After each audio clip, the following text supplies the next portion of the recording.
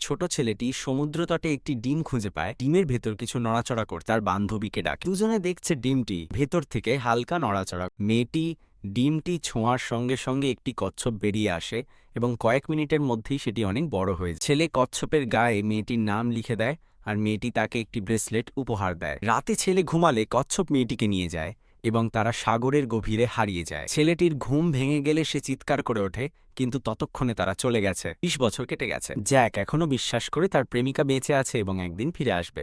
সে এখন এই সমুদ্রেই মাছ ধরে। একদিন তারা জাল ফেলেছিল, কিন্তু হঠাৎ করে নৌকাটা কাঁপতে থাকে। মনে হয় জালে কিছু আটকে গেছে। জাল তুলতেই দেখে সেটা অনেক জায়গা থেকে ছেঁড়া।